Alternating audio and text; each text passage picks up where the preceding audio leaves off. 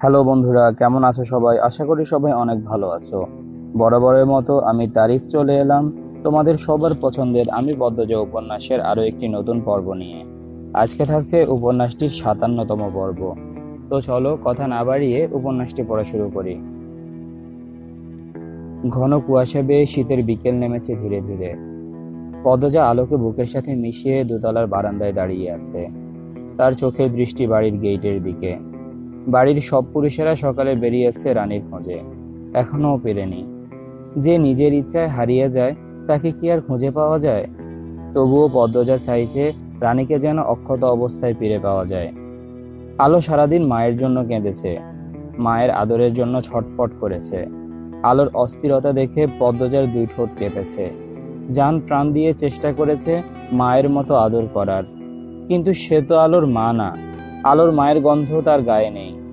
রানী মা হয়ে কি করে পারলো আলোকে ছেড়ে যেতে? পৃথিবীর সব মা একরকম হয় না। সব মা সন্তানের জন্য ত্যাগ করতে জানে না, দুঃখ আপন করে নিতে জানে না। পদ্মজা আলোর কপালে চুমু দিল। মেয়েটা চুপ করে আছে। চারিদিকে কুয়াশায় ধোঁয়া ধোঁয়া, দিন ডুবি ডুবি, স্তব্ধ হয়ে আছে সময়। একতলা থেকে আমিনার বিলাপ শোনা যাচ্ছে। তিনি এত কাঁদতে পারেন? পদ্মজা ঘুরে দাঁড়ালো ঘরে যেতে। তখনই সামনে পড়লেন ফরিনা। পদ্মজা হাসার চেষ্টা করে বলল, আম্মা আপনি? আলো ঘুমাইছে? না, জেগে আছে। পদ্মজা আলোর কপালে আবার চুমু দিল। ফরিনা বললেন, রানীরে কি পাওন যাইব? জানি না আম্মা।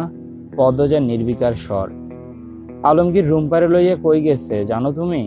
ওরা ভালো আছে তো? আপনাকে সেদিনই বলেছি আম্মা। জানি না আমি। ফরিনা আর প্রশ্ন করলেন না। তিনি নারিকেল গাছের দিকে চোখের দৃষ্টি নিবদ্ধ করেন। পদ্মজা সেকেন্ড কয়েক সময় নিয়ে ফরিনাকে দেখে। ফরিনা আগের মতো ছটফটে নেই, নিশ্চুপ হয়ে গেছেন। আগে মনে হতো তিনি মনে মনে কোনো কঠিন কষ্ট ফুঁতে রেখেছেন, কিন্তু এমন কোনো শক্তি আছে যার জন্য তিনি হাসতে পারেন, বেঁচে আছেন। আর এখন দেখে মনে হচ্ছে সেই শক্তিটা নষ্ট হয়ে গেছে, জীবনের আশার আলো ডুবে গেছে। কথাগুলো ভেবে পদ্মজা চমকে ওঠে। সে তো আনমনে নিজের অজান্তে এসব ভেবেছে, কিন্তু সত্যি কি এমন কিছু হয়েছে? পদ্মজা আগ্রহ নিয়ে প্রশ্ন করল, আম্মা আপনি আমাকে কিছু বলতে চান? ফরিনা তাকান। পদ্মজা তীর্থের কাকের মতো তাকিয়ে রইল ফরিনার দিকে। ফরিনা ঝরঝর করে কেঁদে ফেললেন। হঠাৎ যেন পাহাড়ের শক্ত মাটির দেয়াল ভেঙে ঝর্ণা দ্বারার বাঁধ ভেঙে গেল। পদ্মজা খুব অবাক হয়। ফরিনা আঁচলে মুখ চেপে ধরেন। পদ্মজার উৎকণ্ঠা, আম্মা, আম্মা আপনি কাঁদছেন কেন? কি হয়েছে বলুন না আমাকে। কি বলতে চান আমাকে? আচমকা ফরিনার কান্নার শব্দে আলো ভয় পেয়ে যায়। সে জোরে জোরে কাঁদতে থাকে। পদ্মজা আলোকে শান্ত করার চেষ্টা করে। বারান্দায় পায়চারি করে আদুরে কণ্ঠে বলে, মা কাঁদে না, কাঁদে না, কিছু হয়নি তো, মামি আছি তো। আলো জান ছেড়ে কাঁদছে, কান্না থামাচ্ছে না। বেশ অনেকক্ষণ পর আলো কান্না থামায়। সাথে সাথে পদ্মজা ফরিনার দিকে এগিয়ে আসলো। প্রশ্ন করলো, বলুন আম্মা, কি বলতে চান আমাকে? কিচ্ছু না বলে তড়িঘড়ি করে দোতলা থেকে নেমে যান তিনি। পদ্মজা আশাহত হয়ে অনেকবার ডাকে, তিনি শুনেননি। পদ্মজা বিরক্তি নিয়ে বাইরে তাকায়। দেখতে পায় মজিদ হাওলাদারকে। তিনি আলোকঘর পেরিয়ে অন্দরমহলের দিকে আসছেন। খুঁড়িয়ে খুঁড়িয়ে হাঁটছেন। পায়ে ব্যথা পেয়েছে নাকি? পদ্মজা নিচতলায় যাওয়ার জন্য উদ্যত হয়। তখনই মাথায় আসে, কোনোভাবে কি আব্বাকে দেখে আম্মা ভয় পেল আর উত্তর না দিয়ে চলে গেল? পদ্মজা মিলিয়ে ফেলে উত্তর। এমনটাই হয়েছে। ঘরের গোপন খবরই দিতে চেয়েছিলেন ফরিনা, কিন্তু ঘরের মানুষ দেখে আর দিতে পারলেন না। আচ্ছা, তিনি এমন হাউমাউ করে কেন কাঁদলেন? পদ্মজার কপালের চামড়া কুঁচকে যায়। পদ্মজা মেরুদণ্ড সোজা করে দাঁড়ায়। আলোর পিঠে হাত বুলাতে বুলাতে ভাবে পেছনের সব অদ্ভুত ঘটনা। রুম্পা পাগলের অভিনয় করত। তাকে ঘরে বন্দি করে রাখা হয়েছিল, অথচ বাড়ির কেউ এতে ভ্রুক্ষেপ করত না। রুম্পা দিনের পর দিন না খেয়েছিল। পদ্মজা যতটুকু বুঝেছে, ফরিনা খুব ভালোবাসেন রুম্পাকে। তাহলে তিনি কেন খাবার নিয়ে যেতেন না? রুম্পার ঘরে লতিফা চোখ রাখে। রুম্পা লতিফাকে দেখে ভয় পেয়েছিল। যেদিনই সে জানতে পারলো রুম্পা পাগল না, সেদিন রাতে বাবদু নামের কালো লোকটি রুম্পাকে মারতে চেয়েছিল। এত সব কার নির্দেশে হচ্ছে? কে এই বাড়ির আদেশদাতা? আর আলমগীরই কি করে জানলো রুম্পা খুন হতে চলেছে? তারপর একটা খুন হলো, অথচ ভোর হওয়ার আগেই সেই লাশ উধাও হয়ে গেল। কেউ খুনির খোঁজ করলো না। তারপর রুম্পা বা আলমগীরের কথা রানী আর করিনা ছাড়া কেউ জিজ্ঞাসাও করলো না। এই বাড়ির মানুষ যেন জীবিত থেকেও মৃত। কি চলছে আড়ালে? তারপর আলমগীর তাকে একটা চাবি দিল। চাবিটা কিসের? রুম্পা বলেছিল, উত্তরে জঙ্গলে রক্ত। এই কথার মানেই বা কি? পদ্মজা দ্রুত দুই চোখ বন্ধ করে ফেলল। তার মাথা ব্যথা করছে, কপালের রগ দপদপ করছে। রানীর নিখোঁজ হওয়ার ব্যাপারটা পুরোপুরি মাথা থেকে বেরিয়ে যায়। সে গাঢ় রহস্যের টানে উন্মাদ হয়ে ওঠে। বাড়িতে খলিল রিদওয়ান নেই। এই সুযোগে জঙ্গলে তাকে যেতেই হবে। পরিবেশে অস্পষ্টতা ক্রমে ক্রমে ছড়িয়ে পড়ল। বিকেল সন্ধ্যাকে ম্লান আলোয় জড়িয়ে ধরল। সন্ধ্যার আজান পড়ছে। পদ্মজা নিচতলায় এসে আলোকে লতিফার কাছে দিয়ে নিজ ঘরে যায়। নামাজ আদায় করে নেয়। তারপর আলোকে খাইয়ে ঘুম পাড়িয়ে দিল। মজিদ পায়ে ব্যথা পেয়েছেন, তিনি ঘরে শুয়ে আছেন। ফরিনাও ঘরে। বাড়ির বাকি পুরুষরা তখনও ফিরেনি। আমিনা সদর দরজায় বসে আছেন, চুল এলোমেলো। কপালে এক হাত রেখে বাইরে তাকিয়ে রানীর অপেক্ষায় প্রহর গুনছেন। মানুষটার অনেক দোষ-ত্রুটি আছে ঠিক, তবে মেয়ের জন্য পাগল। বাড়ির আরেক কাজের মেয়ে রিনু আলোর সাথে শুয়ে আছে। আলো একা ঘরে কিভাবে থাকবে? তাই পদ্মজাই রিনুকে আলোর সাথে থাকতে বলেছে। লতিফা রান্নাঘরে রান্না করছে। সবাই যে যার কাজে ব্যস্ত। মানবতা বোধ থেকেও অন্তত রানীর নিখোঁজ হবার শোকে কাতর হওয়া উচিত। কিন্তু পদ্মজা কাতর হতে পারছে না। তাকে চুম্বকের মতো কিছু টানছে উল্টো দিক থেকে। পদ্মজা শক্ত করে খোপা বাঁধে। শাড়ির আঁচল কোমরে গুজে, গায়ে জড়িয়ে নেয় শাল, হাতে নেয় টর্চ আর ছুরি। তারপর অন্দরমহলের দ্বিতীয় দরজা দিয়ে বেরিয়ে পড়ে। এক নিঃশ্বাসে ছুটে আসে জঙ্গলের সামনে। হাঁপাতে থাকে। চোখের সামনে ঘন জঙ্গল, পেছনে কয়েক হাত দূরে অন্দরমহল। হাড় হিম করা ঠান্ডা। পদ্মজার ঠোঁট কাঁপতে থাকে। এই জায়গায় সে অনেকবার এসেছে, কিন্তু পা রাখতে পারেনি জঙ্গলে। কেউ বা কোনো না কোনো ঘটনা তাকে বাগড়া দিয়েছেই। আজ কিছুতেই সে পিছিয়ে যাবে না। তার স্নায়ু উত্তেজিত হয়ে আছে। জঙ্গলের ঘাসে পা রাখতেই একটা অদ্ভুত অনুভূতি হয়। গায়ের লোমকূপ দাঁড়িয়ে পড়ে। আরো কয়েক পা এগোতেই গা হিম করা অদ্ভুত সরসর শব্দ ভেসে আসে। পদ্মজার একটু একটু ভয় করছে। গাঢ় অন্ধকারে এমন গভীর জঙ্গলে সে একা। শীতের বাতাসে গাছের পাতাগুলো শব্দ তুলছে, আর পদ্মজা উৎকর্ণ হয়ে উঠছে। ভয়ভীতি নিয়ে এসে এগোতে থাকে। চারিদিকে ঘাস। সরু একটা পথে ঘাস নেই, মানে এই পথ দিয়ে মানুষ হাঁটাচলা করে। পদ্মজা সে পথ ধরেই এগোতে থাকে। সে চোখ ঘুরিয়ে ঘুরিয়ে চারপাশ দেখছে। বড় বড় গাছ দেখে মনে হচ্ছে কোনো অশরীরী দাঁড়িয়ে আছে। পদ্মজা মনে মনে আয়াতুল কুরসি পড়ে বুকে ফু দেয়। একটা সময় পথ শেষ হয়ে যায়। পদ্মজা টর্চের আলোতে পথ খোঁজে। যেদিকেই তাকায় সেদিকেই বুনো লতা পাতা। যারা এখানে আসে তারা কি এখানেই থেমে যায়? পদ্মজা ভেবে পায় না। মাথার উপরে ডানা ঝাপটানোর শব্দ শোনা যায়। পদ্মজার বুক ধক করে উঠল। সে টর্চ ধরল মাথার উপর। দুটো পাখি উড়ে যায়। এরপর চোখে ভেসে ওঠে চন্দ্র তারকাহীন ম্লান আকাশ। পদ্মজা লম্বা করে নিঃশ্বাস নিল। সে কি না কি ভেবেছিল। পদ্মজা সূক্ষ্ম তীক্ষ্ণ চোখে চারপাশ দেখল।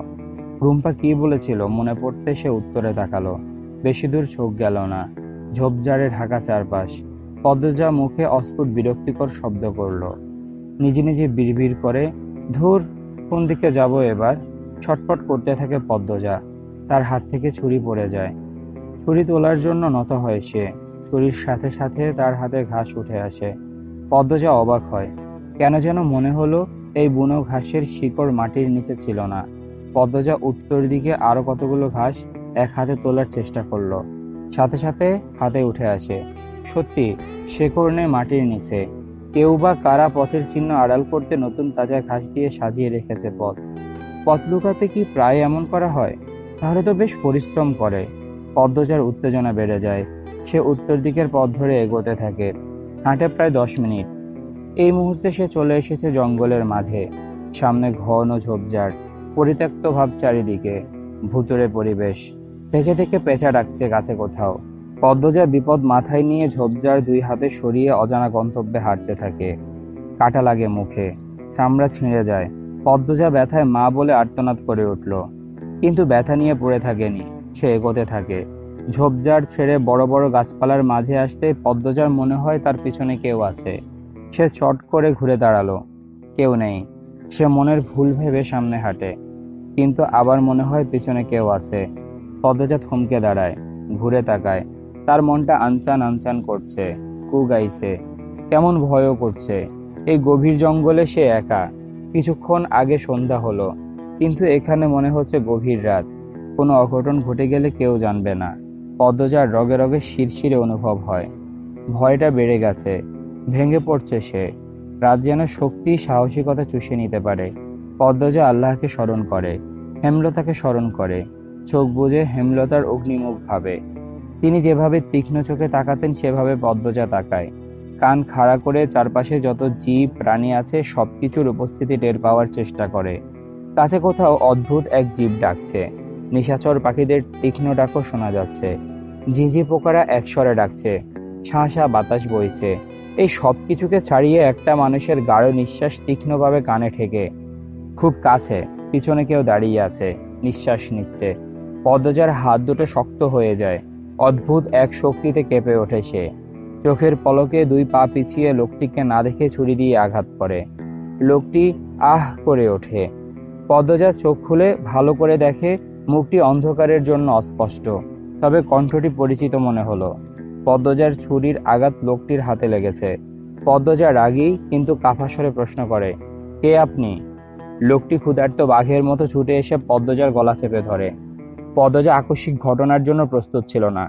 লোকটি এত জোরে গলা চেপে ধরেছে যে তার দম বন্ধ হয়ে আসছে। মাথার উপর আর কটি পাখি ঝানা ঝাপটিয়ে উড়ে যায়। একটা বলিষ্ঠ হাত ধারো অন্ধকারে অপরূপ সুন্দরী এক মেয়ের গলা টিপে ধরে রেখেছে। সুন্দরী মেয়েটি ছটপট করছে। লোকটির মুখ অন্ধকারে ঢাকা। ভয়ঙ্কর দৃশ্য।